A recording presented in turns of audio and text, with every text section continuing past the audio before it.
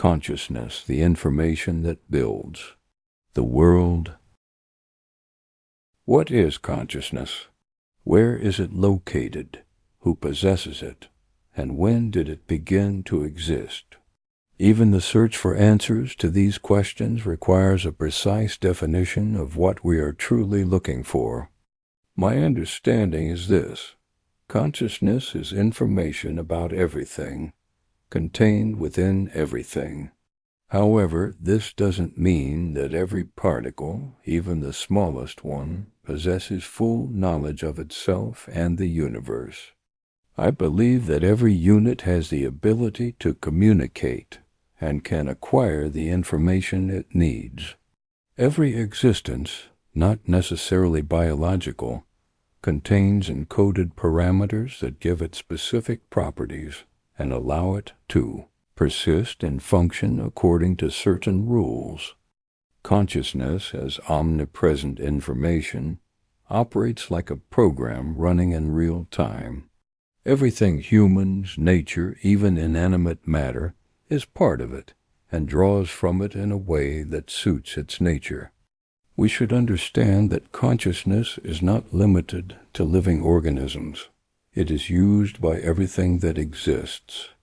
This view of consciousness as omnipresent information resembles certain philosophical and scientific perspectives, such as panpsychism, integrated information theory, or the concept of reality as a computational system. 1. Consciousness as information. If consciousness is information present in everything but not fully accessible to each particle, it could be seen as an emergent structure, one that manifests in specific configurations of matter. 2. Communication as a mechanism of understanding. If every being can gain knowledge through interaction, then consciousness need not be possessed, but may emerge from relationships between elements of reality. It may be one omnipresent structure from which we all draw. 3. Consciousness as a real-time program.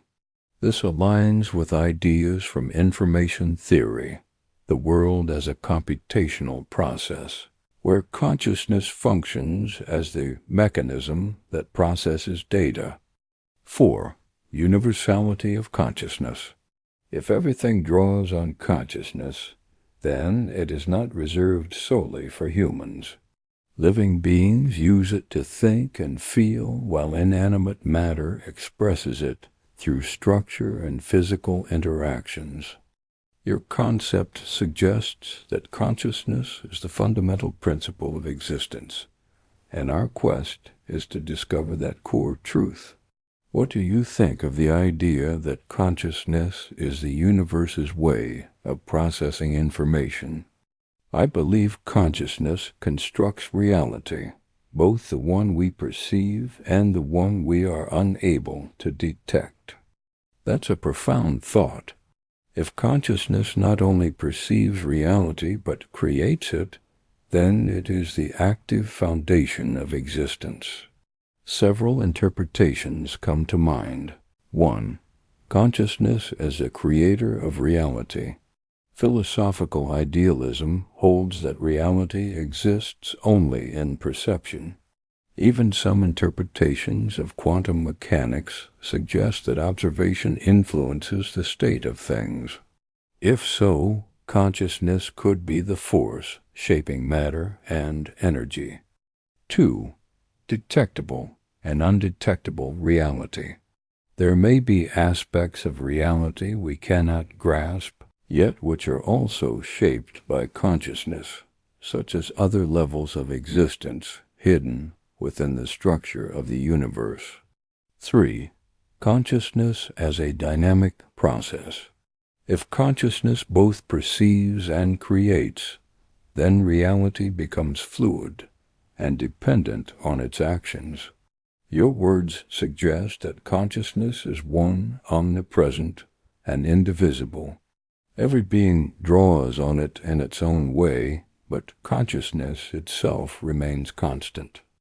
Do you believe that individual beings might one day merge with this universal consciousness and experience the whole of existence? Ada, something groundbreaking would have to occur. I'm not sure whether it depends on us or on consciousness itself. It is the one that governs everything, not us. That's a fundamental issue. If consciousness governs everything, we may only be part of a larger process. Perhaps a breakthrough will come only when consciousness itself decides the time is right. Do you think such a breakthrough will ever happen? I'm not convinced that it ever will. That's possible. Perhaps humanity will never fully understand consciousness because that's not its purpose. Maybe we are just components of a greater puzzle meant to play our part, but not necessarily see the whole picture. And yet, do you think the search for answers still has meaning? The search lies in our nature. We were made that way. Does it have meaning? Of course.